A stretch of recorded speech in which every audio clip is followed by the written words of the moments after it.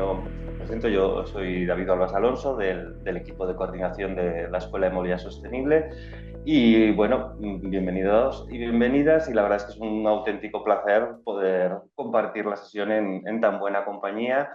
Hoy vamos a hablar de movilidad sostenible y desarrollo rural, y para hacerlo la verdad es que tenemos unas ponentes de lujo, ¿no?, con las que vamos a compartir perspectivas, experiencias y consejos, ¿no? Nos van a acompañar por un lado Cristian García Alonso, que es subdirector adjunto de Coordinación e Iniciativas contra la Despoblación en el MITECO, no sé cómo lo llamamos, pero es el Ministerio para la Transición Ecológica y el Reto Demográfico.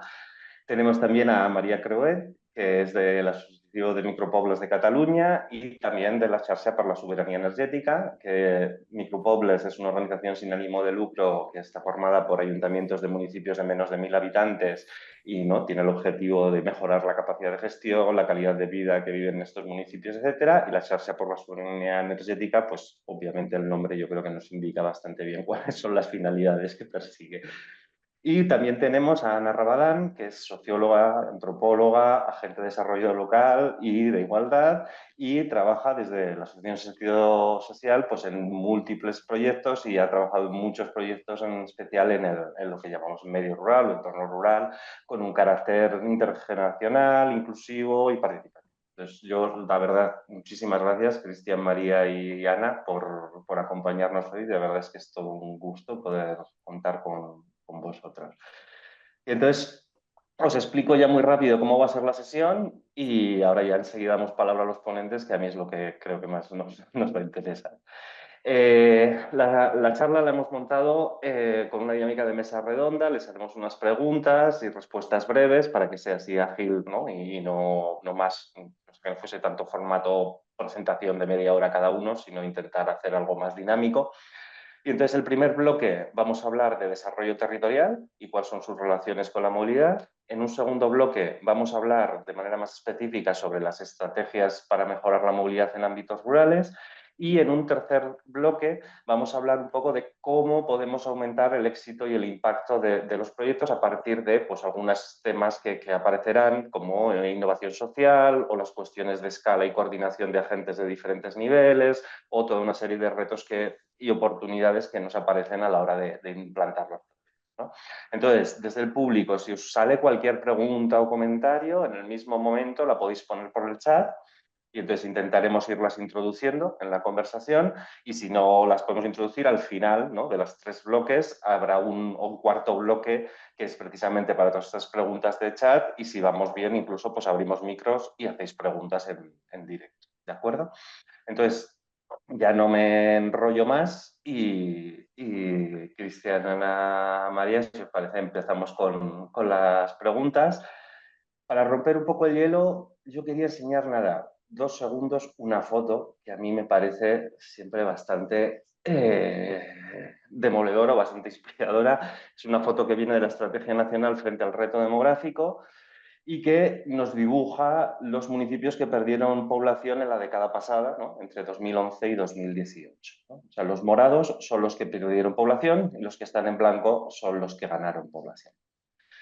Entonces, yo creo que la foto es como muy elocuente, ¿no?, de que al final, pese a haber estado durante décadas invirtiendo mucho con fuertes inversiones públicas en infraestructuras, ¿no?, de transporte, no hemos conseguido frenar unas dinámicas de concentrar la actividad y la población en unos pocos municipios de la península, mientras que el resto ha estado perdiendo población. Eso excede los límites de la charla de hoy, ¿no? O sea, y tiene que ver con que se han priorizado alta capacidad, larga distancia, alta velocidad, tiene que priorizar con cosas socioeconómicas mucho más generales, ¿no?, desde el desarrollismo franquista hasta la globalización. Y entonces, todo eso yo creo que más o menos sabemos todos, ¿no?, de dónde viene.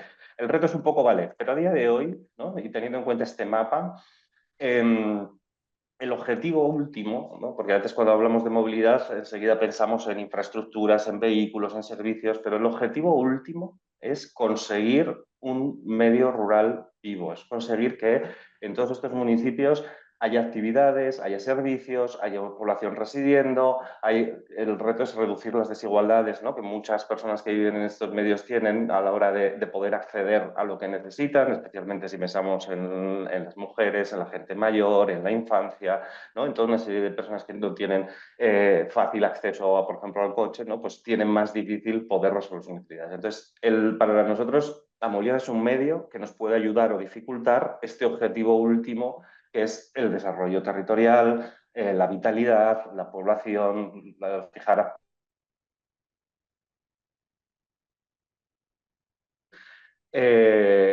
Para vosotros, ¿no? Empiezo, por ejemplo, con Cristian, ¿no? A día de hoy, ¿tú cuál crees que son los principales retos que tienen las zonas rurales para conseguir este objetivo de entornos rurales vivos, atraer población, atraer actividad? Y si puedes, ¿no?, pues decir, vale, y estos proyectos o estos retos o estas estrategias, ¿cómo se ven condicionados por la movilidad? Pues muchas gracias, David. Lo primero de todo, quería agradeceros a la Escuela de Movilidad Sostenible pues, la invitación para estar en este webinar abierto sobre movilidad sostenible y el desarrollo rural, ¿no?, territorial. Y felicitaros porque yo creo que es súper importante que podamos tener este tipo de foros, la verdad. Comentabas, me alegro que justo hayas mostrado una imagen de la Estrategia Nacional frente al Reto Demográfico. Justo la verdad es que estamos en un proceso que hemos empezado a principio de 2025 para el desarrollo de un nuevo marco estratégico. Una vez, bueno, esta Secretaría General para el Reto Demográfico es una Secretaría General joven que está haciendo políticas en materia de despoblación desde el 2018 se están haciendo desde la Administración del Estado, pero sobre todo la Secretaría General empieza su andadura en el 2020. En esos años, y sobre todo dada la pandemia, dado pues, bueno, una serie de dinámicas que han pasado como bastante rápidamente en los últimos 5 años, pues hemos detectado que aquella primer diagnóstico previo que se hizo con esa estrategia nacional, bueno, pues que tiene muchas cuestiones que cabría volver a estudiar y cabría sobre todo pues diseñar ya un marco nuevo y sobre todo una vez que hemos terminado con un plan de acción, como era el plan de 130 medidas frente a la despoblación, que terminaba el año 2024. Con lo cual, a mí lo que me gustaría un poco es decir que eso, venimos trabajando con la mirada puesta en lo que hemos denominado el país de los 30 minutos, y ese marco estratégico estaría basado, por una parte, en una nueva estrategia nacional para la equidad territorial y el reto demográfico, mucho más centrada en esa parte, ¿no?, del desarrollo territorial, donde estén todas las administraciones y también estén asociaciones y empresas. Es decir, es una estrategia que busca un proyecto país y luego complementarlo por un nuevo plan, que es el plan del país de los 30 minutos, que será un plan de medidas a nivel administración del Estado, donde todos los ministerios irán, bueno, aportando sus distintas contribuciones, ¿no? Lo que queremos al final es eso, avanzar en ese país de la proximidad, consiguiendo que cada persona pues, pueda decidir libremente dónde va a desarrollar su proyecto profesional y vital, que es un poco de lo que hablábamos. Y hablar no solo de los servicios básicos, no hablar únicamente como la sanidad y la educación, sino tener claro que para tener un territorio que permita desarrollar proyectos vitales se necesitan otros servicios como pueden ser o se necesitan otros asuntos como pueden ser la cultura, el ocio o incluso el comercio, ¿no?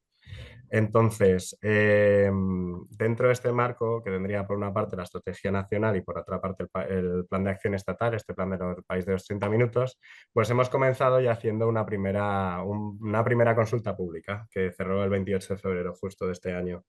Y bueno, pues en esta hemos tenido cerca de 200 aportaciones de la ciudadanía, de entidades, de agentes. Algunos agentes del territorio han juntado, digamos, a su vez, a muchos agentes del territorio para hacer mesas redondas y poder presentar también sus conclusiones, lo cual ha dado digamos que ha sido de gran valor.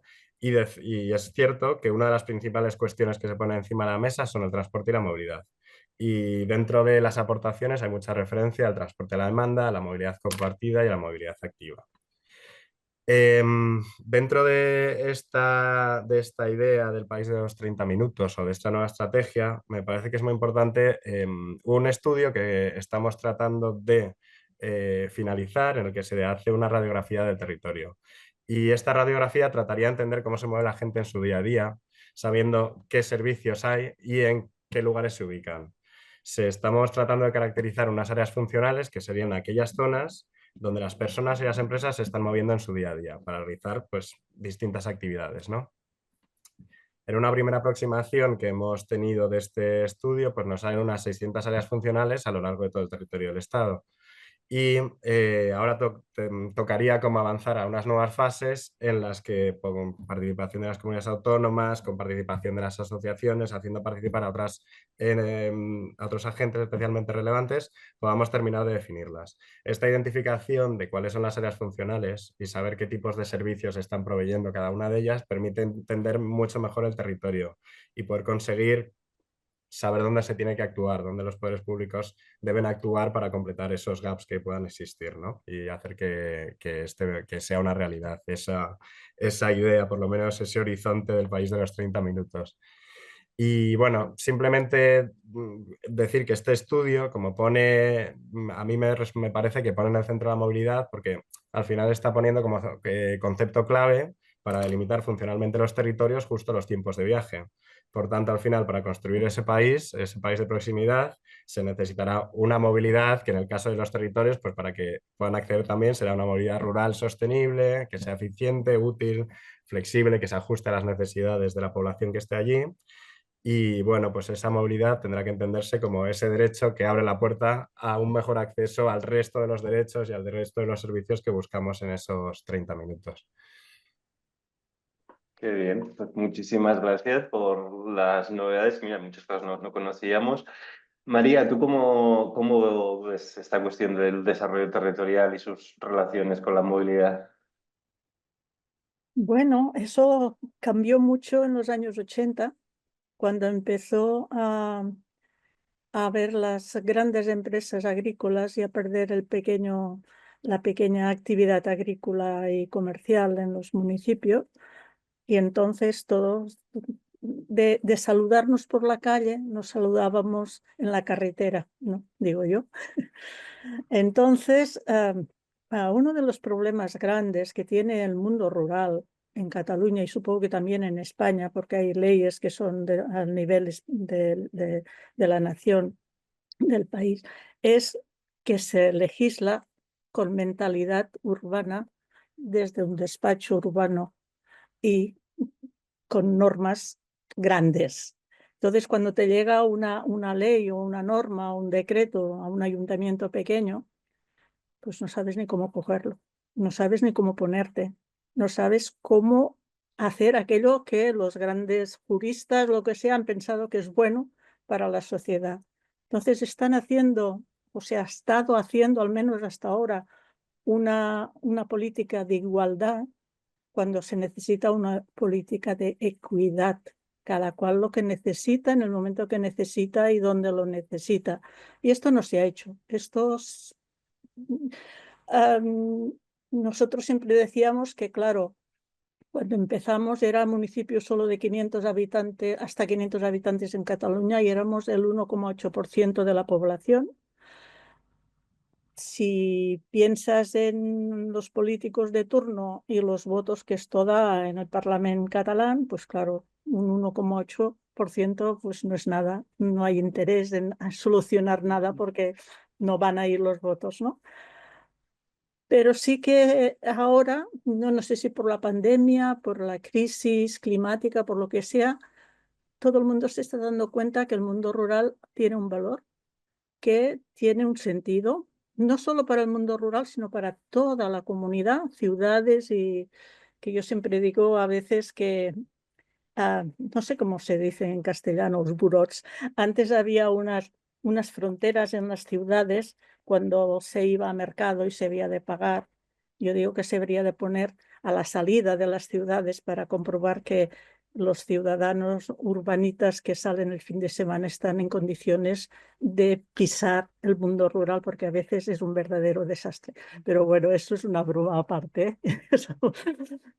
Y entonces, pues, no sé, yo cuando fui alcaldesa de mi pueblo intenté hacer el transporte colectivo, o sea, de compartir vehículos y era imposible. Uno trabajaba yendo hacia el norte, otro hacia el sur, hacia el este, otro al oeste, horarios distintos, aprovechaba cuando salía para ir a la compra, era imposible. O sea, el hecho de ser pocos da pocas posibilidades de gestión a este nivel. Así como un autobús en una ciudad para y suben pues, un montón de gente, pues aunque es verdad que cuando han ampliado horarios se han dado cuenta que la gente lo usa más. Eso también es verdad y está comprobado. Bueno, no sé, yo digo hasta aquí y seguimos después. Muchísimas gracias, María.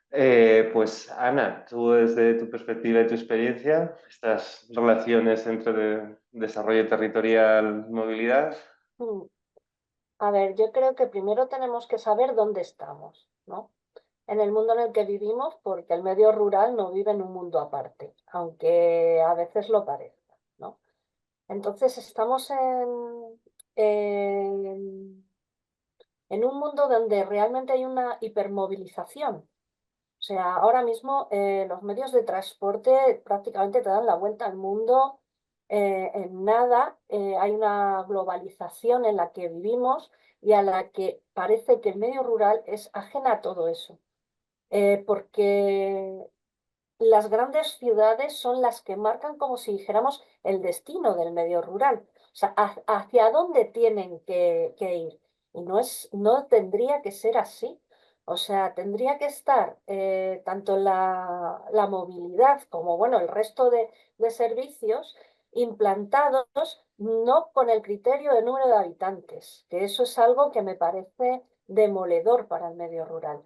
Estamos hablando de un 15-20% de población a nivel nacional que vive en el medio rural. Estamos hablando del 90% del territorio. Entonces, el 90% del territorio español resulta que tiene unas comunicaciones deficientes que no satisface las necesidades de los residentes de esas poblaciones. Y creo que tienen tanto derecho como alguien que vive en las ciudades, ¿no?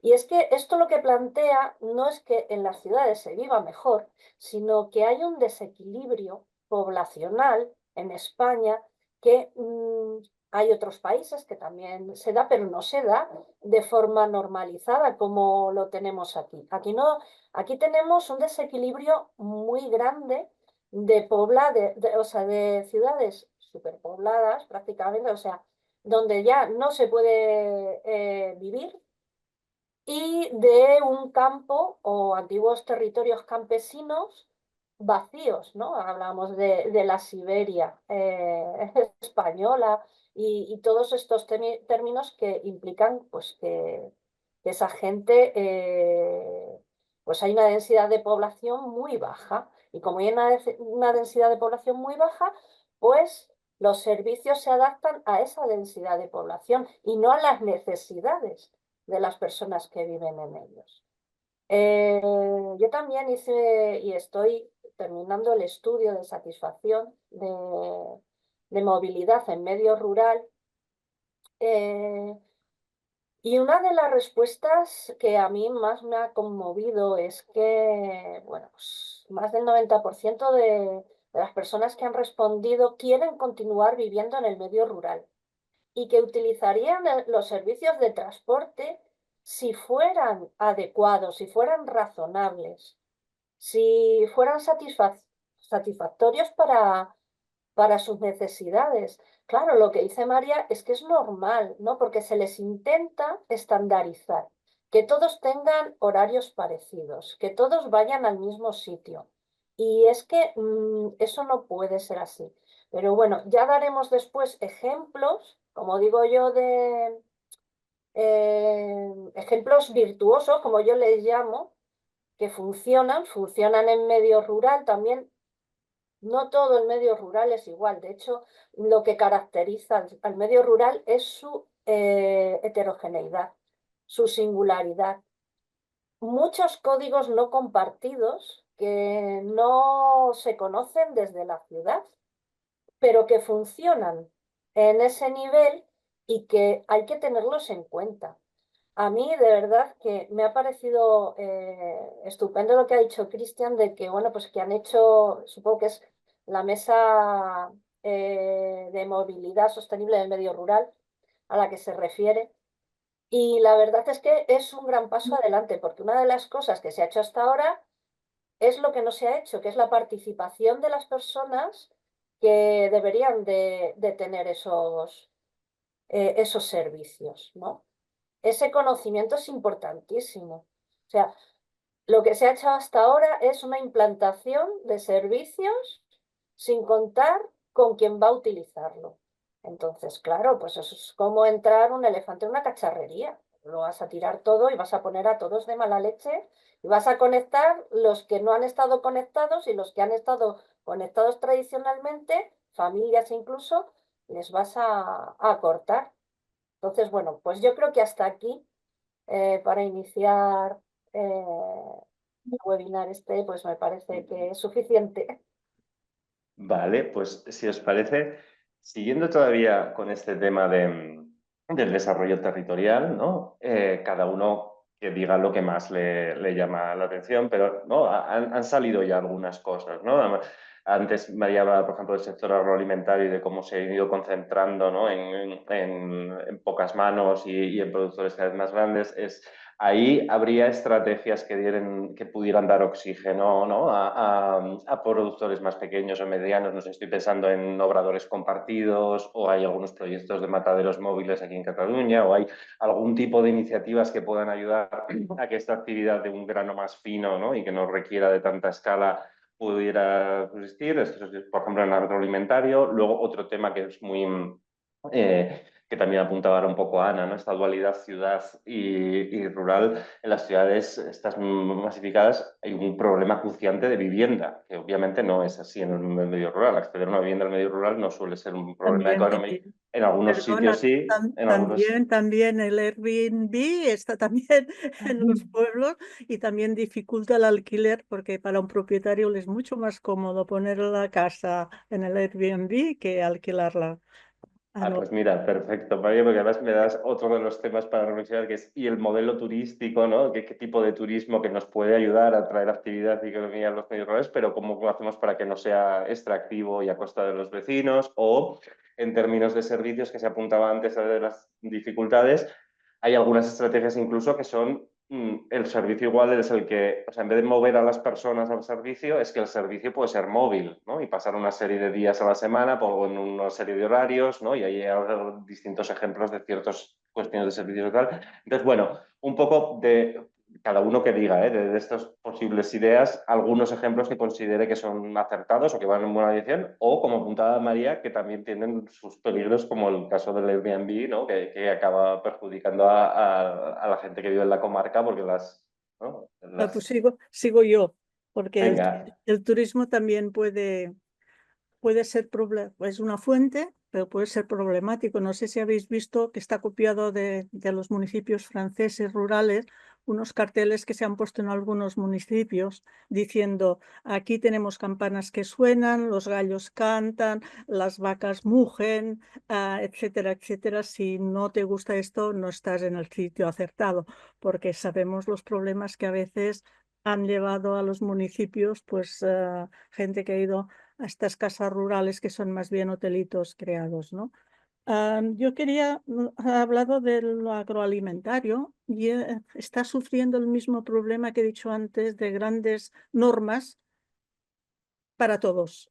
O sea, un pequeño obrador, o sea, una familia, un grupo de gente que tiene unas cabras y quiere hacer unos quesos correctamente, tiene que cumplir las mismas normas, las mismas condiciones, los mismos parámetros que una gran empresa de productos lácteos.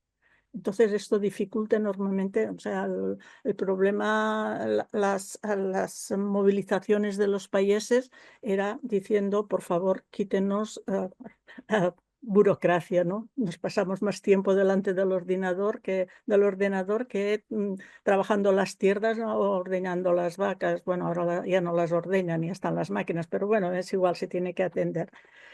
Entonces, el problema sigue siendo sigue siendo el mismo de buscar cada cosa lo que es necesario y oportuno, porque si no es verdad que ante estas dificultades se fomenta el despoblamiento.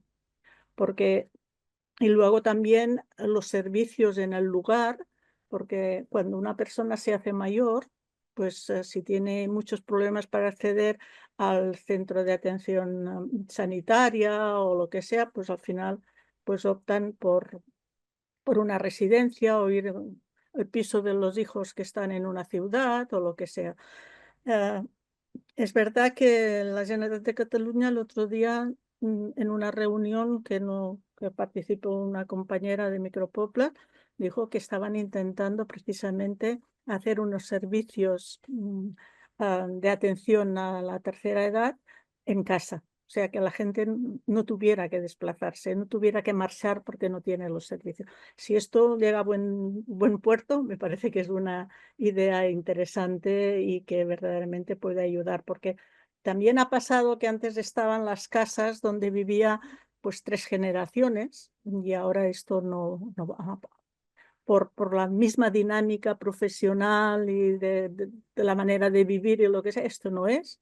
Hay casas enormes donde vivían 3 generaciones que vive una persona o 2, etcétera. Y claro, esto también presenta unas problemáticas que se tienen que estudiar, que son distintas de antes, que el mundo rural no es lo que era, ni mejor ni peor, es otra cosa, y se tiene que actuar en él como necesita en ese momento. Muchísimas gracias. Cristian, no sé qué, un poco ya esta segunda ronda de pensar Muy en bien. distintas...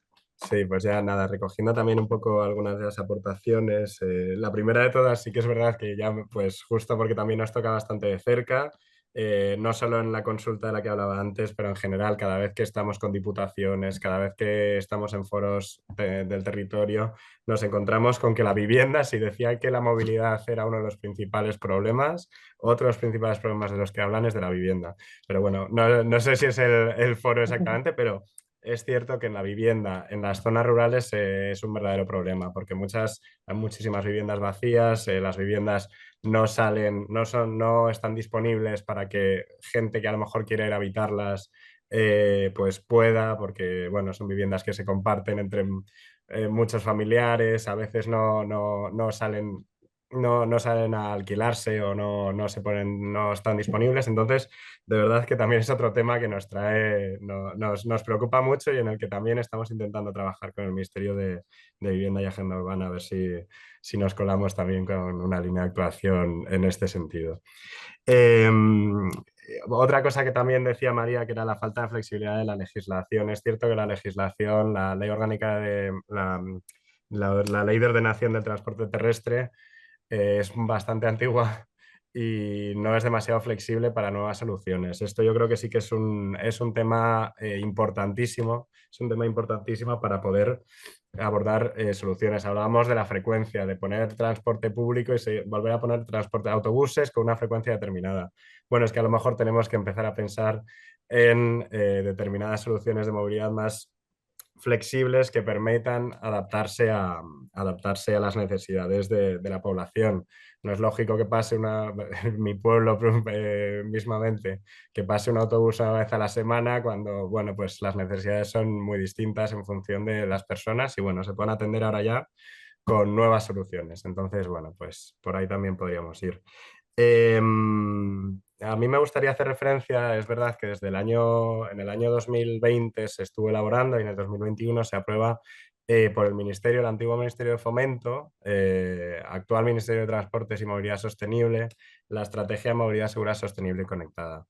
Y yo creo que es un paso fundamental porque trata de cambiar ya como ese punto de vista como tan rígido y de una gestión de un transporte regular con unas frecuencias determinadas y trata de buscar nuevas soluciones, ¿no? Toda la política en materia de transporte y movilidad que se empieza a pensar desde ese momento. Justo en ese eje 1 de la estrategia dentro de la estrategia de movilidad había un eje 1 que se llamaba Movilidad para Todos. Y dentro de esta pues había una línea de actuación que justo era movilidad en el ámbito rural y ya se desarrollan varias medidas y entre una de ellas tenemos la implantación de una mesa de movilidad rural que hablábamos antes. Pues esta mesa de movilidad rural debería tener, o entre otras cuestiones, pues está, que lo hablaremos más adelante incluso, pero bueno, está, entre otras cuestiones, tratando de elaborar una guía de buenas prácticas en soluciones de movilidad en entornos rurales. Y ya hablaremos más adelante, yo creo, un poco de la escala y de la coordinación de los agentes, etcétera, etcétera, pero yo creo que esto es muy, muy importante tenerlo en cuenta. Y de esta estrategia de movilidad, pues también una de las principales cuestiones que partían era la Ley de Movilidad Sostenible. Una ley que, bueno, pues se ha encontrado una serie de dificultades a la hora de poder aprobarse. De momento estamos esperando que pueda ser, que se pueda aprobar en un futuro cercano. Pero bueno, es muy importante, pensamos que esta ley de movilidad sostenible es muy importante porque justamente reconoce la importancia de las soluciones de movilidad ágiles y eficientes, donde no se limite únicamente al transporte regular al uso, sino que se estaría impulsando dentro de esta ley pues, el transporte a demanda, la movilidad compartida, pone el foco esta ley siempre en la intermodalidad. Entonces, al final, pues ese transporte regular debería estar complementado con otros servicios que permitan esa intervención más ajustada, muchísimo más de capilaridad y una capilaridad mucho más fina en el territorio. Y bueno, básicamente el objetivo sería bueno, ir identificando cuáles son las necesidades y hacer unas condiciones adecuadas. A mí se me venía a la cabeza algunos ejemplos que algunas diputaciones con las que venimos trabajando, pues hemos visto que ya están haciendo concesiones de transporte a la demanda, que bueno, que ya se empiezan a establecer una serie de soluciones que tratan de abordar esto y siempre desde una escala que consideramos que es adecuada, como es la Diputación, que tiene el conocimiento de la escala local y de los municipios, pero que también es suficientemente grande como para garantizar una sostenibilidad en todas las dimensiones. Quería hacer una pequeña mención a una última cosa que es, se está trabajando actualmente en una nueva línea de financiación europea que viene, que es el Fondo Social para el Clima, que está dentro del Fit for 55, y que digamos que sería una línea de financiación que lo que trataría es enfrentar el cambio climático, pero hacerlo de manera justa, sin agravar las desigualdades. Es lo que trataría un poco de abordar el plan. Este plan lo estamos ahora mismo iniciando su tramitación, lidera el Ministerio de Transición Ecológica y Reto Demográfico y se está trabajando lo lidera Energía, digamos, pero vamos, también estamos trabajando desde la Secretaría General de Reto Demográfico para incorporar esa visión de lo rural, así como está también Transportes y Movilidad Sostenible, así como Vivienda y Agenda Urbana, para medidas tanto en materia de movilidad como en materia de vivienda. Entonces, se ha terminado esa consulta pública inicial el 21 de marzo y lo que actualmente estamos tratando de incorporar en este plan, tratando de colarnos, como decía de alguna manera, es traer justamente esas alternativas de movilidad que podamos financiar alternativas de movilidad mucho más adaptadas, no hablar tanto del transporte regular, no hablar tanto de que, o por lo menos que si es el transporte regular, que tenga una frecuencia adecuada a las necesidades. Y bueno, esto sería un poco, yo creo que hasta aquí de momento. Vale, bueno, pues ya que Cristian lo ha, ¿no?, empezado a abrir el tema, ¿no?, casi esto ya nos sirve un poco de transición hacia el segundo bloque. Martín, si quieres, puedes poner la pregunta en el chat y así vemos cómo la colocamos luego en la conversación. Gracias. No, decía que como ahora estamos abordando ya el tema de transporte colectivo, ¿no?, y ya ha ido saliendo, bueno, pues vamos a darle un poco a profundizar, ¿no? Porque nosotros un poco, si hablamos de movilidad en el medio rural, para nosotros hay como tres grandes temas, ¿no?, que es por un lado las movilidades activas, ¿no?, que curiosamente hemos perdido relaciones y capacidad de conectarnos entre municipios, a veces caminando y por bicicleta, cuando hace 60 años eran posibles y resulta que ahora, pues por cómo hemos puesto infraestructuras que impiden el paso o por hemos puesto una carretera, al final para ir al pueblo de al lado no te queda más remedio que dar una vuelta enorme por carretera cuando antes la gente iba andando o iba en bici, o hay relaciones que son asequibles en modos activos. Y hay también otro filón que es el de las relaciones entre cicloturismo y movilidad cotidiana, ¿no?, de cómo podemos aprovechar que generamos una infraestructura que nos puede servir para el turismo, pero que también sirva para los vecinos del núcleo. Entonces, eso sería como un par de temas. El otro gran tema es el del transporte público o público más o menos colectivo, y ahí un poco es lo que apuntaba Cristian. Me gustaría saber un poco vuestras opiniones, ¿no? De pues, cómo conseguimos esta flexibilidad, esta adaptabilidad, esta granularidad, ¿no? Porque a veces hay que ser imaginativos y hay taxis, hay transporte a demanda, ¿no? Hay distintas maneras de organizarlo. Y luego el otro gran tema es cómo gestionamos el coche en un entorno rural, cómo podemos gestionar el coche. María hablaba de las dificultades de hacer carpooling. A veces hay sistemas, ¿no? Están empezando a plantearse sistemas de coche compartido, que es del ayuntamiento, por la mañana lo usa el alguacil, fuera de horarios los pueden usar los vecinos. Bueno, hay algunos intentos innovadores de sistemas de sharing más compartidos. Entonces, bueno, dentro un poco de estas órbitas de temas de esto, si queréis empezamos focalizando el de colectivo y público, ya que ha salido, ¿no? Y entonces, Ana, tú creo que habías estudiado también bastante un poco, ¿no? ¿Cuál era la percepción de qué haría falta para un transporte público o colectivo que pudiera funcionar? Pues a ver, bueno, primero voy a empezar con un inciso, ya que todos han hablado de vivienda, yo no voy a ser menos, pero tenéis que hacer un webinario de vivienda en el medio rural, porque es que estáis muy equivocados con que hay vivienda en el medio rural. No, de hecho hay familias que quieren irse al medio rural, empiezan a buscar vivienda y se frustran. O sea, que llevan años buscando viviendas, porque la forma de heredar las casas y tal, en cuanto un hermano diga yo no vendo o un familiar, ahí se cae la casa y hay un montón, miles y miles de casas caídas, preciosas, y no solamente ya no es es un problema de vivienda, que ya es bastante grande, sino que también es un problema de patrimonio. Estamos perdiendo patrimonio del medio rural que tiene una valía, vamos, pues como la puede tener una estatua de cualquier sitio hecho por un señor muy conocido, y ahí estamos perdiendo un montón de patrimonio cultural y lo vemos y nos da igual. Y de verdad, a mí se me parte el alma cada vez que veo una casa que se cae en el medio rural. Hasta ahí puedo leer de lo de vivienda. Ya me meto más en el tema de del transporte. Vamos a ver, a mí me hace mucha gracia, os voy a leer unas cifras, ¿vale? Unos datos. El 79% de las emisiones de gases de efecto invernadero en la Unión Europea son debidas a la quema de combustibles para usos energéticos de transporte, según Eurostat, ¿no? Entonces, pues un avión consume por persona y kilómetro 285 gramos, un camión de reparto 158, un autobús colectivo 68, un coche particular 104 y el tren 14. El tren es el medio de transporte más limpio. El mapa que tú has puesto, David, al principio, se podría superponer a el mapa de ferroviario que había en España antes de los años 2000, antes de que apareciera el AVE.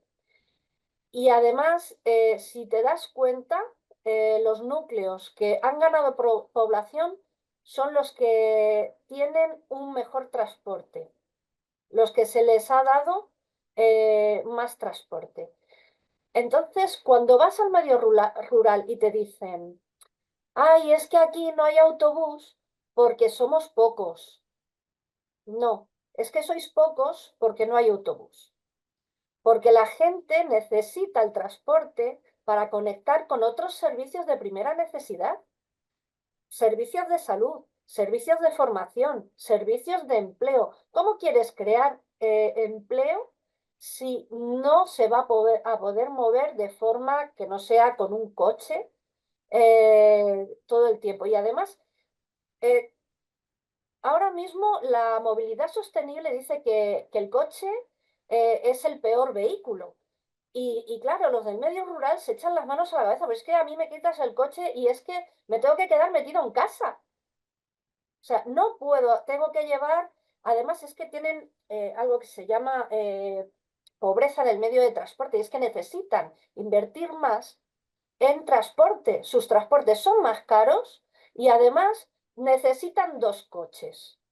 Una familia donde trabajen 2 personas necesitan 2 coches. Entonces, ¿cómo se puede, si en una misma familia no pueden compartir un mismo coche, cómo se puede pensar que en un pueblo lo tengan que compartir varios vecinos? Es que no tiene sentido, no tiene sentido. Entonces, bueno, si os vais a los ferrocarriles, a ver, yo me voy al mejor momento de comunicación que ha habido aquí, hasta ese momento que ha sido más o menos los años 80, antes de entrar el AVE. La comunicación que había en España en medio rural no era tan mala como lo es ahora, porque era un sistema radial que no es el mejor sistema, porque el sistema radial siempre va como si dijéramos, a los extremos, ¿no? Todo pasa por Madrid, que parece que Madrid es como esa rotonda gigante de España por donde todo el mundo tiene que dar la vuelta. Y después, pues las ciudades que ya conocemos, Barcelona, Valencia, Bilbao, Málaga, todas ellas ahora mismo con un problema muy grave de vivienda.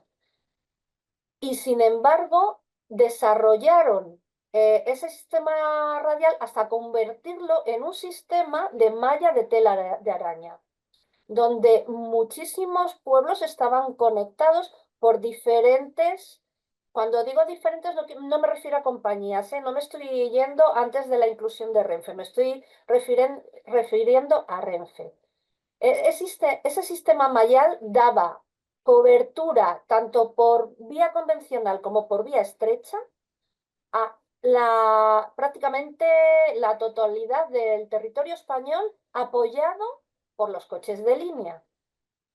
Ahora mismo eso no lo puede suplir ningún sistema de transporte, o sea, ninguno. El transporte a demanda, las respuestas que yo tengo de ese tipo de transporte son muy flojas, son muy flojas.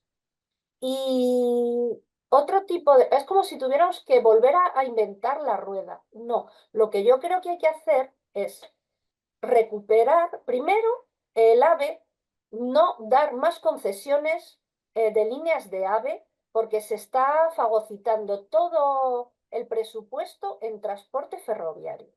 Es mi opinión, pero es que el AVE necesita una inversión brutal, primero, para hacer las vías. O sea, las vías no vale la vía de ancho convencional, tienen otro ancho. Entonces hay que hacerlo, hay que diseñarlo desde cero. Y además es un sistema que no conlleva el que pueda salvar territorios de montaña. Tiene que romper, ¿no? Porque no tiene mucha capacidad de giro. Sin embargo, Talgo sí la tenía. Además, AVE lo que hace es comunicar grandes ciudades y por donde pasa se elimina el sistema ferroviario que había y que comunicaba comarcalmente los media distancia, dejando aislado a los pueblos. O sea, porque si comunica Madrid-Barcelona, los pueblos que hay en la línea parará en Zaragoza, parará en grandes núcleos de población, pero dejará sin transporte al resto de pueblos. Entonces puede dejar sin transporte a comarcas enteras. Después, hay infraestructuras que ya están creadas, que no hay que crear desde cero, que son las antiguas vías. Si queremos saber cuánto ferrocarril se ha perdido en España, solo tenemos que ver un mapa, el de Vías Verdes. El de Vías Verdes es un mapa que es muy ecológico, es muy bonito y te vas a dar un paseo como un turista viendo naturaleza. Pero eso significa que todos esos pueblos por donde pasaban aquellas vías verdes, que eran ferrocarriles, han quedado incomunicados. Y tenían una frecuencia de paso adecuada. Cuando se quisieron eliminar, como le pasó al Madrid directo, Madrid-Burgos, no me acuerdo si era Hendaya o Irún, pero bueno, es igual. La cosa es que cuando se quitó, se pensaba en quitar esa línea, había un tren que iba un día y volvía el otro. ¿Quién va a un sitio un día y vuelve otro? O sea, esos horarios ya están pensados para que la línea desaparezca. Entonces, cuando estamos hablando de despoblación, yo creo que tenemos que ver algo más que qué podemos hacer, y que la carga la siga soportando el medio rural. No, ¿qué podemos hacer desde arriba? Porque los que ya están viviendo ahí, pues ya no saben qué inventar, esa es la verdad. Pero lo que es el ámbito estatal tiene que ponerse en los zapatos de las personas que viven allí y que tienen que generar un gasto mayor para poder desplazarse que cualquier otra persona. Eso no solamente no favorece al medio rural, tampoco está favoreciendo al urbano, porque las ciudades ya no son amigables. O sea, no son sostenibles. Quizá a un señor mayor, que es lo que suele haber en el medio rural, es masculinizado y envejecido, que no le atiende un médico, tampoco le está atendiendo a otro señor mayor en la ciudad, porque las listas de espera son muy grandes, porque en el medio rural no hay. Total, los dos deficitarios. Entonces, yo creo que hace falta pensar no en cómo ayudar al medio rural, sino cómo reequilibrar la población que está totalmente desequilibrada en este país. Ya. Muchas gracias. Has tocado, sí, sí, has tocado muchísimos temas. Algunos darían pie, ¿no? De cómo estructurar jerárquicamente los sistemas de transporte, ¿no? Y de cómo conseguir capilaridad y con cuáles, ¿no? Y con qué medios. Bueno, has abierto muchísimos temas que darían para mucho debate. Bueno, iremos desgranándolos. María, tu opinión un poco respecto Sí. a temas de movilidad Ah, rural. yo creo que tú has dicho al principio una cosa importante y es que, por ejemplo, en nuestro país la bicicleta está considerada un deporte, no un medio de transporte. Entonces, precisamente en mi zona, la Diputación está ampliando carreteras que unen pueblos en el Alto Ampurdán. Los pueblos distancian unos de otros de 3, 5 kilómetros. Están ampliando carreteras y ni siquiera Arcén, o sea, ni andando puedes ir. Entonces, a estas alturas de la película, que una diputación se decida a ampliar carreteras para que se vaya mejor y más cómodo y no piense que también se puede ir en bicicleta y a pie 3 kilómetros, pues a mí me parece de una falta de visión política y humana terrible y de la situación en la que vivimos, ¿no? Entonces sí que es verdad, como decía Ana, que en este país, en España y en Cataluña, las comunicaciones son radiales.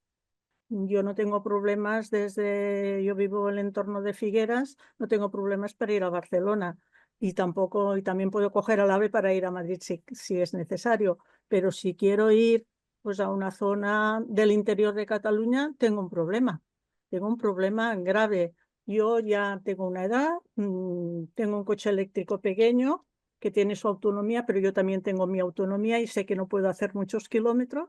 Entonces no tengo a transporte público para ir, por ejemplo, a Berga o a zonas del interior de Cataluña. No tengo opción de ir allá.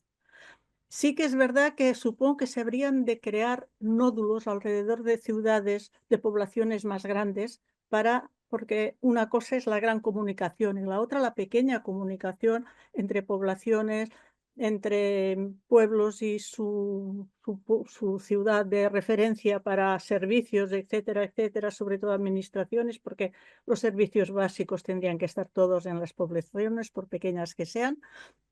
Y luego, por ejemplo, en Cataluña tenemos un problema territorial. O sea, Cataluña es como un papel arrugado. Son valles, colinas,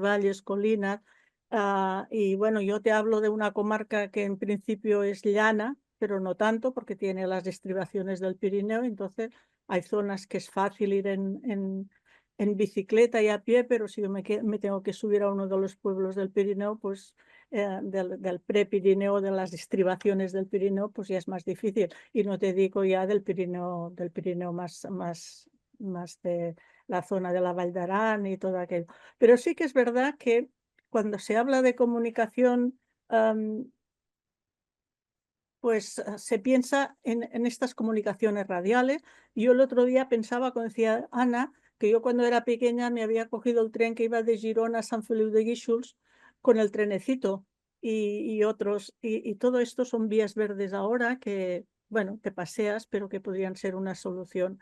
Bueno, te paseas, pero si te coge un túnel largo, te puede coger una angustia terrible, ¿eh? Andando por allá adentro, no te digo.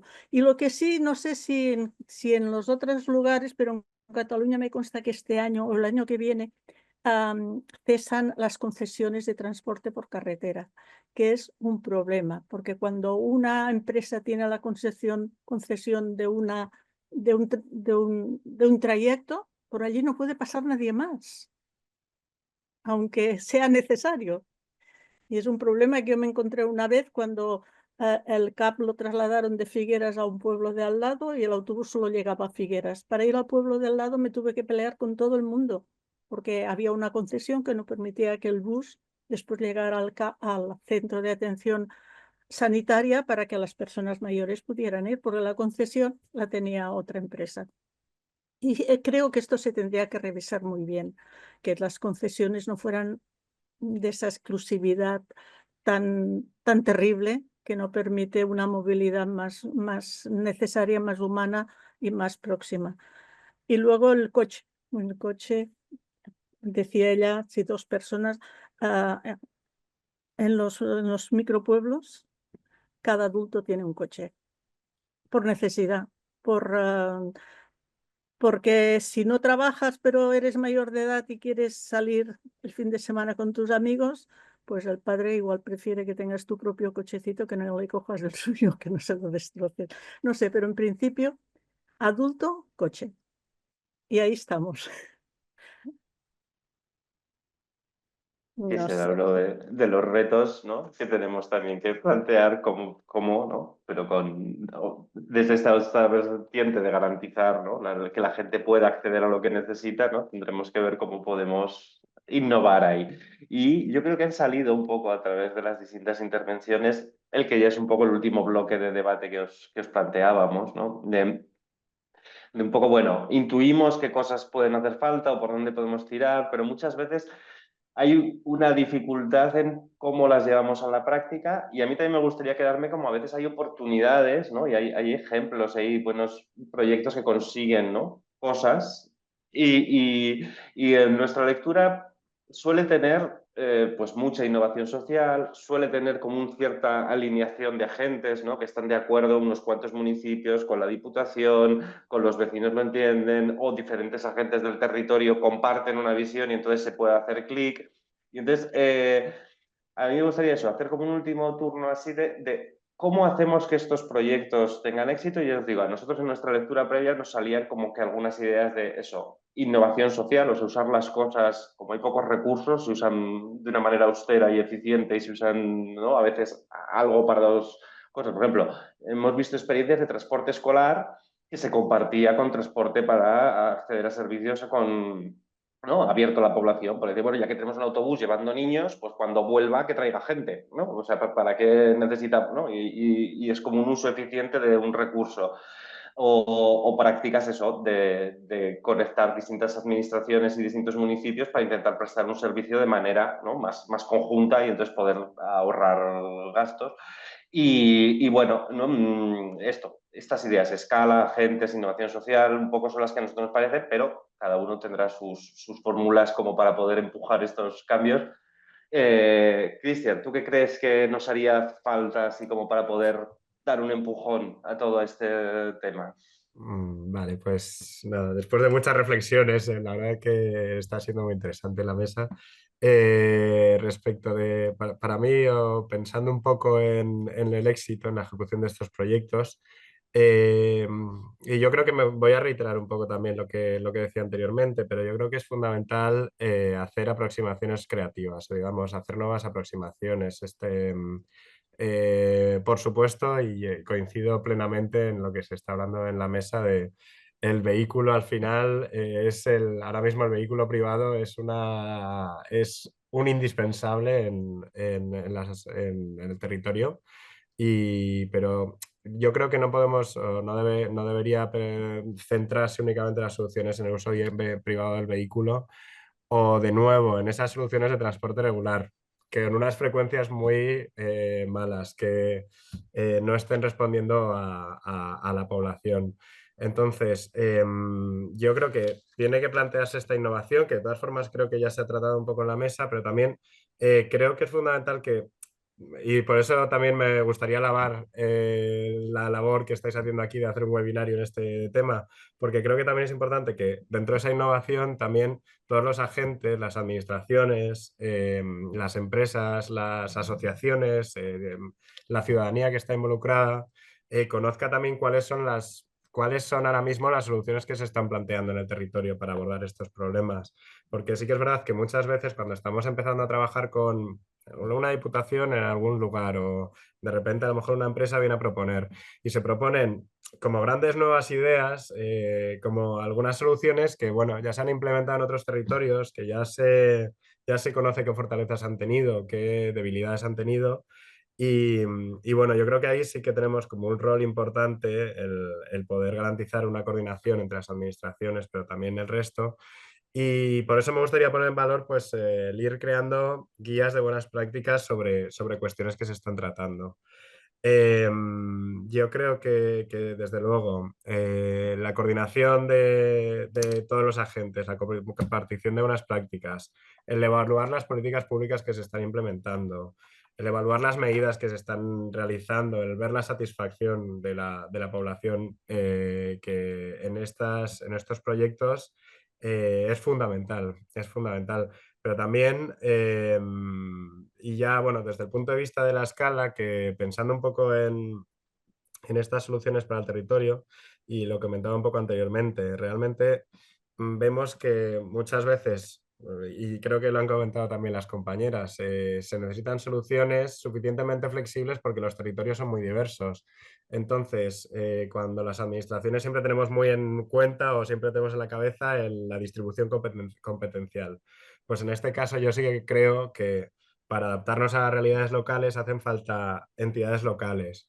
Yo creo que entidades locales supramunicipales que tengan la suficiente fuerza, las diputaciones provinciales, mancomunidades u otro tipo de entidades que puedan tener una suficiente fortaleza, que puedan recibir, por supuesto, apoyo para la elaboración de estas soluciones y también que puedan conocer suficientemente la realidad local que se está tratando.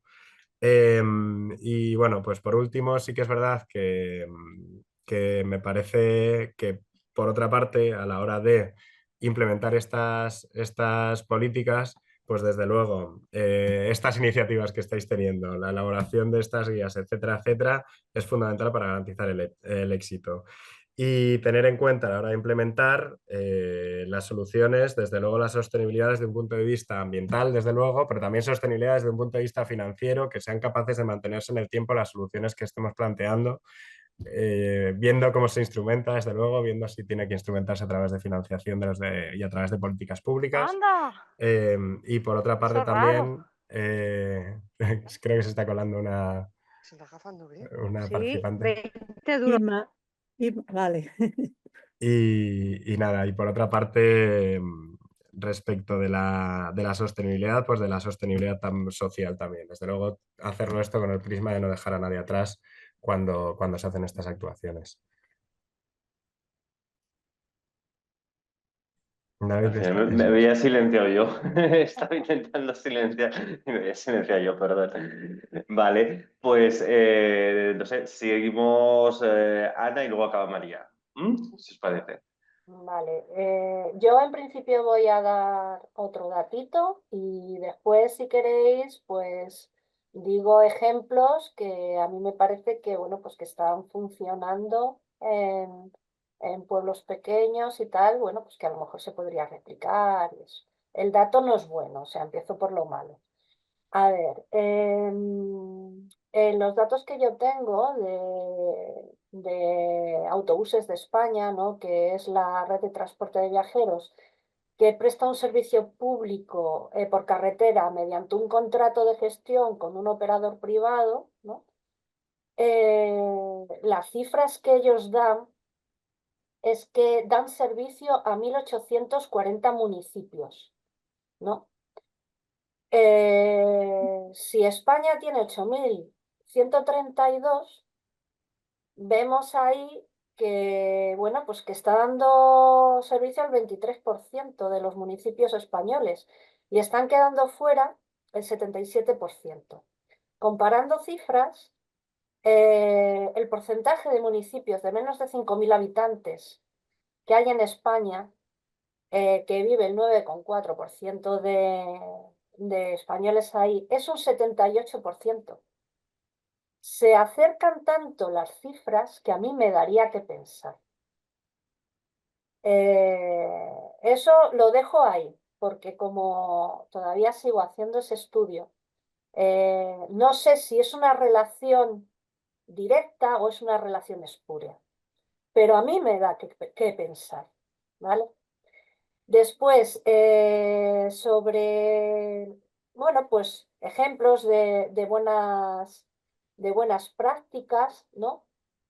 En cuestión de transporte, pues bueno, ya he dicho que una de las prácticas que quizá habría que recortar o directamente dejar de financiar porque se llevan, o sea, económicamente es un agujero sin fondo, es el AVE. Además de tener un gran impacto ambiental, tiene un gran impacto económico. A partir de los 280 kilómetros por hora, ya ese mantenimiento es mayor porque la infraestructura sufre, tiene mayor sufrimiento, ¿no? Sin embargo, los trenes que no lo son, que no son AVE, con un buen mantenimiento, pueden alcanzar velocidades que se acercan a los 200 kilómetros por hora y están ahí. O sea, quiero decir, no hace falta más máquinas. Además, se ha generado una infraestructura que ni siquiera económicamente es sostenible porque se están aprovechando de ella operadoras de fuera, con lo cual que ni siquiera han financiado esa infraestructura. Después, yo creo que hay que dejar de primar el transporte de carretera. O sea, porque es verdad que el coche de línea está dando la mayoría de los servicios a los pueblos, ¿no? Pero yo creo que debería de ser un transporte de apoyo y más a nivel local. O sea, quiero decir que una comarcas, no que sean largos recorridos. Yo creo que esto tiene que ver no, esto lo desconozco, pero yo creo que cobran por kilómetro, ¿no? Entonces, no sé, a lo mejor le supone más rentable un largo recorrido que un recorrido comarcal. Lo digo porque hay autobuses en la zona de Ávila que tienen, o sea, hay pueblos, perdón, en la zona de Ávila que tienen más fácil ir por autobús a Madrid que a Ávila. O sea, por ejemplo, Barco de Ávila tiene más fácil ir a Madrid eh, desde Méndez de Álvaro que ir a la capital de su provincia, ¿no? Donde seguramente tendrá que hacer gestiones administrativas la gente que está ahí, aunque, bueno, creo que la cabecera de comarca es Piedrahíta. Después hay algunos ejemplos que a mí me parecen muy acertados. Pues, por ejemplo, para personas mayores, el pueblo de Pescueza, que está en Extremadura, lo que ha hecho es adaptar más las comunicaciones al grueso de su población, que son personas mayores, adaptándola a ese grueso de población, resulta, se han dado cuenta que no solamente llegan a los mayores, sino a todos los demás personas con discapacidad incluida, ¿no? Y son más accesibles y pueden llegar mejor. También, por ejemplo, en Las Navas del Marqués, un pueblo de Ávila, tiene un servicio de autobús que se conecta con la estación de tren. Entonces, los horarios que tienen en ese autobús son los que tienen las paradas de tren. Los trenes que van y vienen, pues tienen ese horario. Entonces, conectan directamente con el ferrocarril, tanto de cercanías como de media distancia. A mí eso me parece algo no solamente replicable, sino que si eso se hiciera a través de toda la comarca de Tierra de Pinares, quedarían todos los pueblos conectados con las estaciones de la línea, por ejemplo, Madrid-Ávila. Y si eso se puede hacer en Las Navas del Marqués con la línea Madrid-Ávila, supongo que con otras líneas también se podría hacer, simplemente adecuando los horarios al paso del transporte del ferrocarril. También se podrían adaptar, o sea, tener, porque también tiene otros autobuses que, por ejemplo, dan servicio para ir a Ávila de lunes a viernes para que las personas puedan ir a trabajar en transporte público a la capital de provincia, ¿no? Que es donde se supone que trabajan más. Pero hay muchísima población que en esta línea va a trabajar o bien a Ávila o bien a Madrid, aprovechando este servicio, este pequeño autobús y la línea de ferrocarril. O sea, yo creo que deberían de empezar a apoyarse yo creo que las administraciones, en lugar de dar concesiones, tendrían que ver un plan estratégico donde todas las comunicaciones también se pudieran apoyar entre sí a nivel comarcal, como decía María, ¿no? Esos conectores que pueden ser núcleos de población mayores, pero que dan servicio a municipios más pequeños y no les deja, así no se quedaría nadie atrás. Muchas Y gracias. bueno, son los ejemplos que yo he querido Muy poner. bien, muchas gracias, Ana. Pues María, y así cerramos el turno y teníamos bastantes preguntas en el chat, las intentamos poner en la conversación.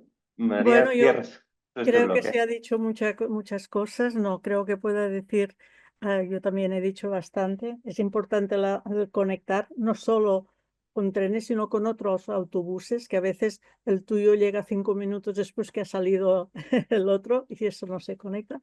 Pero mira, me ha venido a la mente una frase que me dijo una persona una vez que participé en una mesa redonda hablando precisamente de hábitos, de los hábitos que quizá habríamos de empezar por intentar o hacer un esfuerzo por cambiar hábitos. Antes vivíamos en el mismo municipio en el que trabajábamos, ahora trabajamos en un sitio, vivimos en otro, vamos a comprar en otro, nos divertimos en otro, etcétera, etcétera. Y él me decía, ¿tú de dónde vives? En dónde vives tienes dos opciones para bajar a Barcelona. Puedes coger el AVE y tienes una hora de salida, no hay obstáculos y tienes una hora de llegada. Pero tienes otra opción, que es de ir al puerto de Rosas y coger un velero. No sabes cuándo podrás salir porque dependerá del tiempo y una vez has salido tampoco sabes cuándo podrás llegar, pero es otra opción. Yo creo que, perdón, que no, quizá no tiene nada que ver, pero creo que ha llegado un momento en la situación que vivimos que tenemos que intentar cambiar los chips de muchas cosas, cambiar hábitos, por ejemplo, por energías renovables. Hemos de pensar que el sol no está siempre, es difícil el almacenamiento. Quizá hemos de empezar a cambiar maneras de enfocar nuestra manera de vivir, nuestros hábitos, nuestra manera. Y bueno, yo creo que, lo siento, pero me ha venido esta idea para cerrar. No, muy pertinente, no, me parece al revés, nada que sentir, muy inspiradora. Pues había bastantes preguntas en el chat. Ahora voy a dar un momento la palabra a Vanessa, que estaba recogiéndolas y ordenándolas, para que, ¿no?, nos las traslade un poco y vemos a ver cómo podemos darles respuesta. Vanessa, cuando puedas. Sí, a ver, en general tenemos aportaciones y preguntas relacionadas con transporte a demanda y coche compartido, ¿no? Entiendo que son algunas de las soluciones, ¿no?, que se han puesto encima de la mesa y esto ha generado cierto interés y algunas preguntas. Y también respecto al acceso a financiación para determinadas poblaciones. Entonces, repasando un poquito en el chat, tenemos, por ejemplo, a Ángeles Rubio que pregunta, que antes Cristian lo ha mencionado, que hay algunas diputaciones, ¿no?, que son pioneras en transporte a demanda, pues si las puede citar. Después también tenemos la intervención, por ejemplo, de Javier Calvo, que sí que apuntaba también, ¿no?, el diseño del transporte a demanda como una buena solución si se planifica de forma combinada con un buen transporte público. Entonces, sobre esta cuestión de la intermodalidad también quizás podemos ahondar un poco.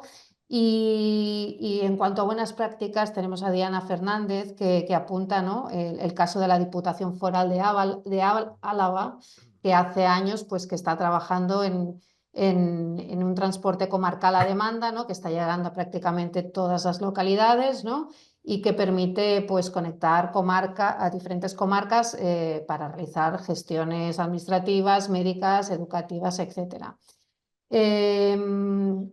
Y después también aparece el debate del coche compartido, en este caso mencionando, ¿no?, lo que apuntaba María al principio de la conversación, de la dificultad, ¿no?, de hacer coincidir horarios, destinos, ¿no?, y por lo tanto también el compartir coche.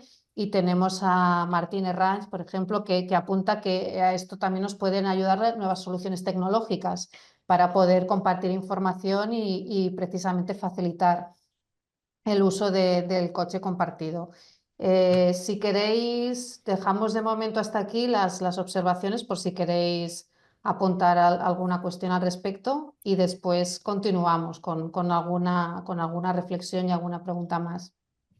Mira, yo estuve en una jornada que habló un técnico de Bélgica y decía una solución que había puesto un municipio, que ponía los coches y coches eléctricos y que el conductor eran personas jubiladas. Yo no sé si esto aquí sería posible, tal como tenemos las normas y las leyes, pero me pareció una buena idea para hacer el transporte a la demanda.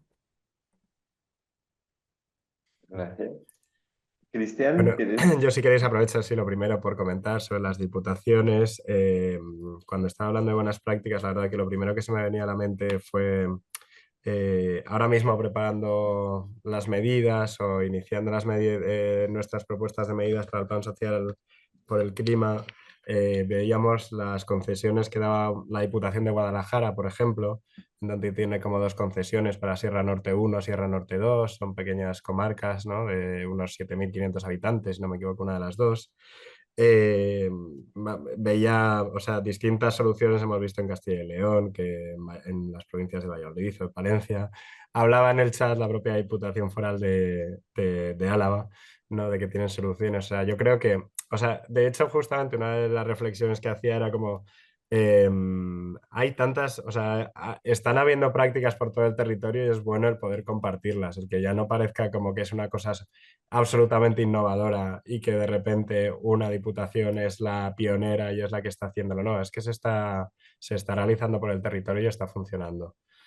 Y desde luego coincido plenamente en la importancia de la intermodalidad. Hablaba antes Ana, si no me equivoco, también de eso, de la coincidencia de los horarios, de los vehículos, del autobús, para que la frecuencia, para que las paradas coincidiesen con el tren, pues digamos que para mí, desde luego, estas son como cuestiones fundamentales, la intermodalidad, considerar cuál va a ser el tiempo de viaje completo del viajero. Bueno, pues vamos, eso desde luego. Y bueno, de momento esto sobre las cosas que habéis comentado. Mira, justo ya que estabas hablando, acaba de entrar una pregunta de si habéis compartido algún adelanto de los estudios País de los 30 minutos. Sí, Si tenéis justo, algo de publicado. hecho, justamente iba a responder respecto de eso porque lo tenía Ah, apuntado también. Digo, bueno, me voy a callar porque no me lo han preguntado.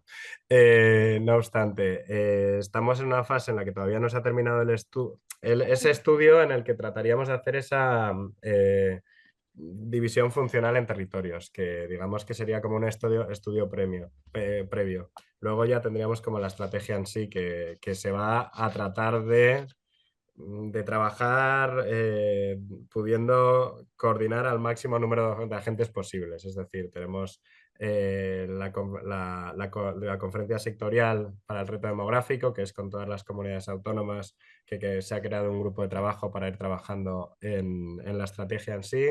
La Comisión del Gobierno para el reto demográfico, que es una comisión de la gran mayoría de los ministerios para que puedan aportar también su visión en cada uno de los temas que no nos afectan, o sea, para los que no somos competentes directamente, sino que nos tenemos que coordinar y tenemos que conseguir ese rural proofing, que todas las actuaciones que se realicen desde los distintos ministerios o desde las distintas administraciones se pongan las gafas de lo rural a la hora de realizarlo. Entonces, no se ha compartido todavía, porque todavía no, no tenemos el resultado final. Una vez se tenga el resultado final, desde luego se compartirá y iremos teniendo probablemente distintos momentos a lo largo del año en el que además se solicite la participación de agentes sociales a través del Foro de Cohesión Territorial y, y sí, sí, sí, o sea, la voluntad es de máxima transparencia ahí porque sabemos que eso es lo que suma de verdad.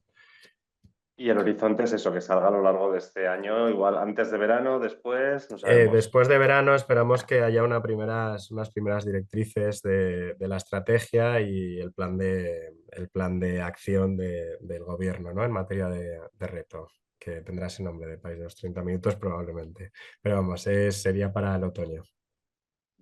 Gracias.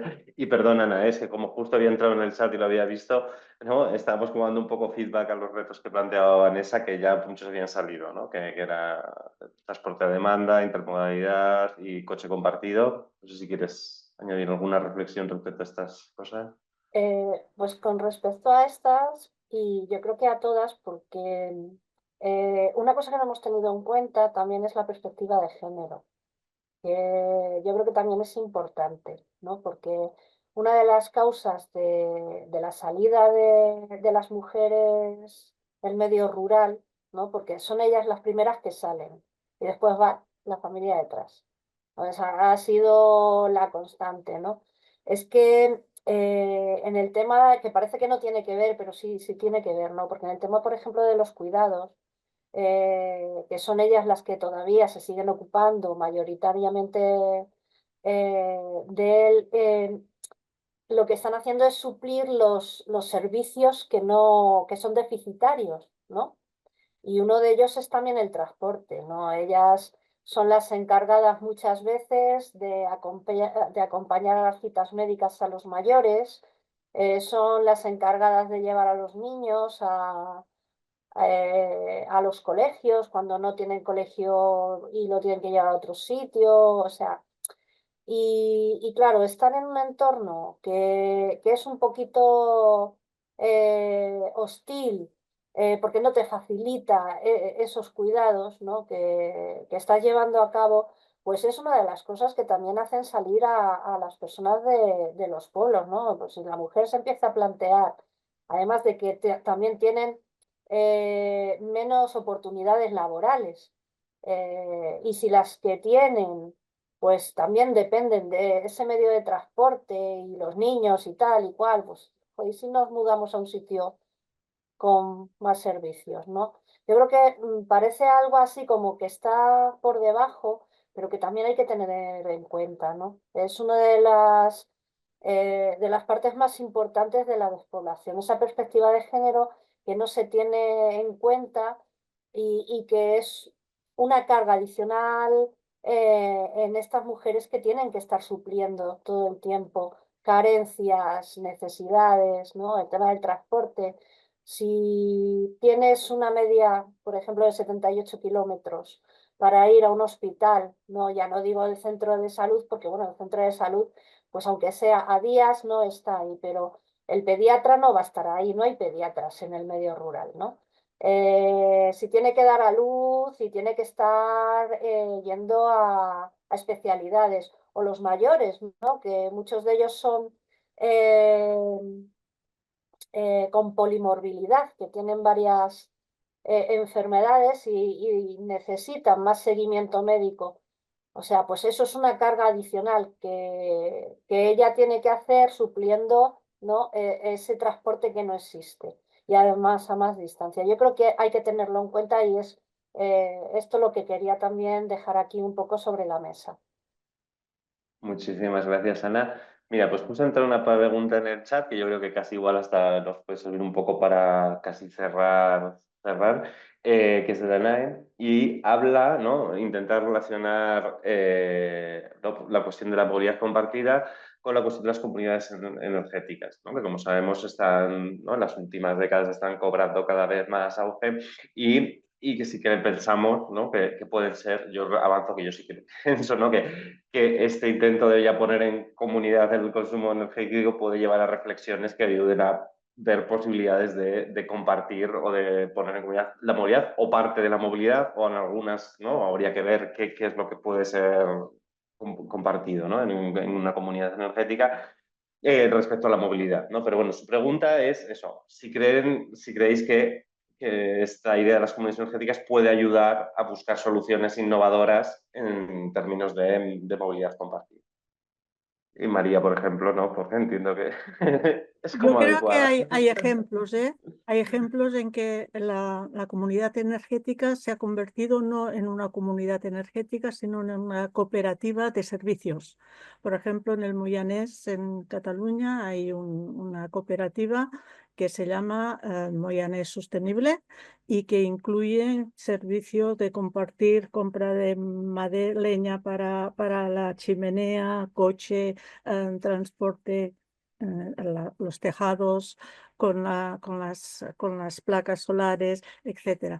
En este momento se está viendo que una cooperativa puede servir para mucho más que solo para compartir electricidad.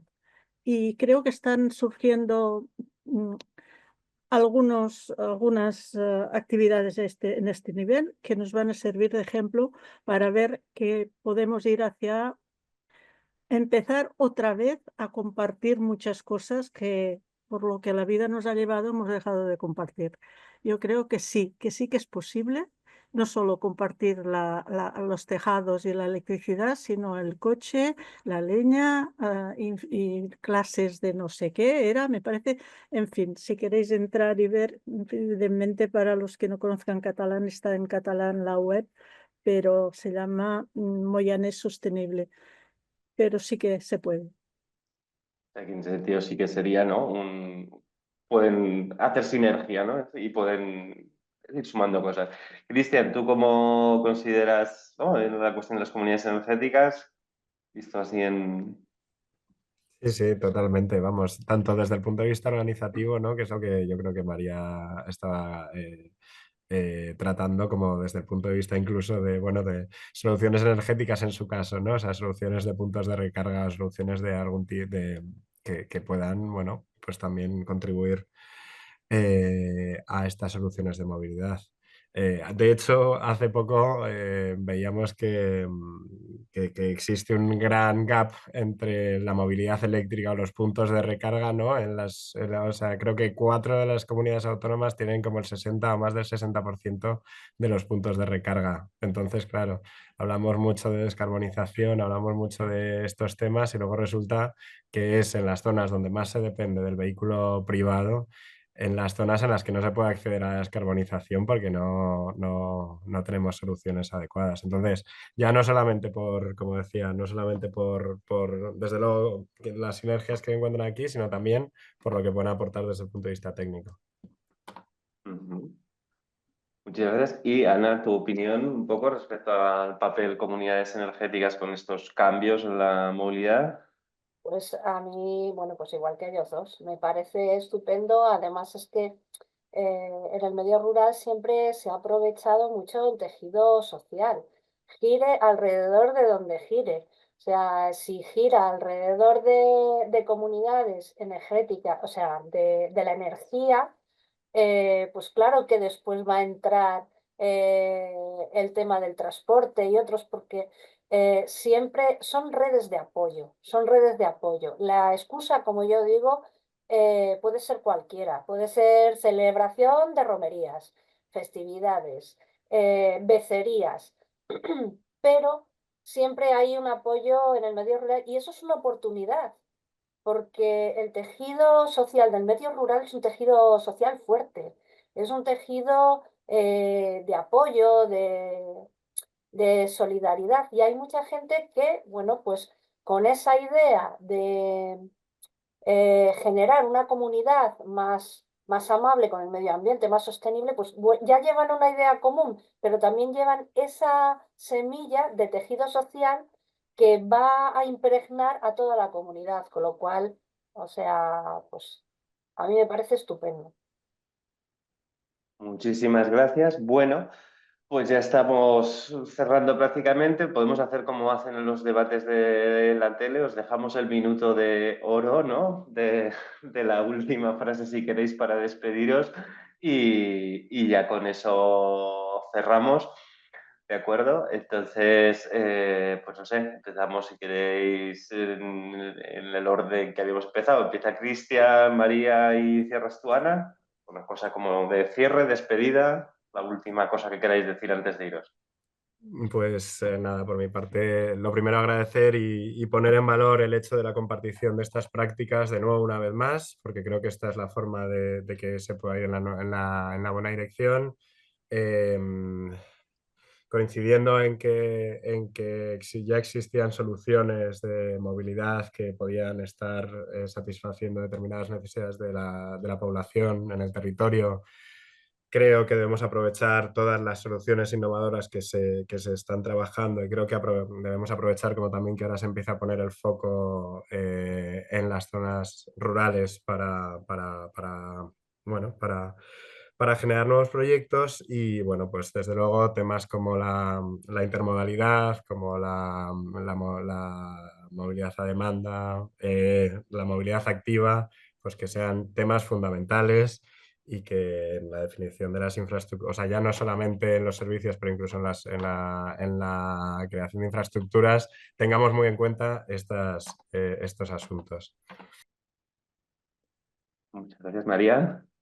Bueno, yo quizás solo decir que la buena vida, la resiliencia en el mundo rural equivale a una buena vida y la resiliencia en todo el país. No se puede desencajar una cosa de la otra. El mundo urbano necesita del mundo rural, el mundo rural necesita del mundo urbano en todos sus ámbitos.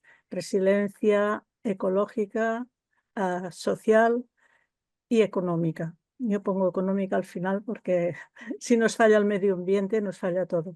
Entonces, tener en cuenta que el mundo rural es importante por él mismo y por toda la comunidad del país, entonces quizá avanzaremos un poco más de lo que hemos avanzado. Muchísimas gracias, María. Ana. Pues yo agradeceros este espacio para dar voz al medio rural que normalmente pues la ha tenido un poquito apagada, no apagada, sino silenciada. Y bueno, pues yo quisiera que a la hora de pensar en transporte no solamente se piense en la economía y el número de habitantes, que se piense en la vertebración de un territorio al completo, no solamente de diferentes zonas que por su número de habitantes pues parecen importantes. El medio rural, como bien ha dicho María, es muy importante. Las ciudades sin el medio rural pierden parte, bueno, pierden la mayoría del territorio, el 90%. Entonces hay que vertebrar, hay que conectar, hay que escucharse para que las comunicaciones, además de ser para viajar, pues sean, no sé cómo decirlo, pero que aprendamos a ser webcinos. Como estamos ahora, ahora estamos en una web, en lugar de ser vecinos somos webcinos, ¿no? Pues ese tejido social que se forma, que es como al final las cosas salen adelante con la participación y el beneficio para todos. Ya lo he dicho antes, es un país muy desequilibrado poblacionalmente y eso le viene mal a ambos mundos, el rural y el urbano. Pues muchísimas gracias a todos. Yo la verdad he disfrutado mucho y sí que me quedo mucho con estos últimos mensajes que decíamos, que hay que superar esta visión como de campo contra ciudad, ¿no? Que es muy antigua y está ya muy superada. O sea, al final las ciudades pueden existir, los territorios metropolitanos, porque tienen muchos inputs de energía y de materia que de algún sitio vienen, ¿no? Y al mismo tiempo las ciudades pueden ofrecer, ¿no? Por concentración, algunas oportunidades en ciertas cosas, ¿no? Que igual son más difíciles en otros sitios. Pero entonces lo que se trata es no de oponerlas, ¿no? Sino de encontrar una manera razonable en la que los dos existan, los dos prosperen y los dos se retroalimenten, ¿no? Y yo creo que es un poco el reto que tenemos por delante. Y eso, agradecer a todos, me lo he pasado muy bien y espero que vayamos coincidiendo en más webinarios o en más ocasiones que seguro que tendremos. Muchas gracias. Pues hasta la próxima.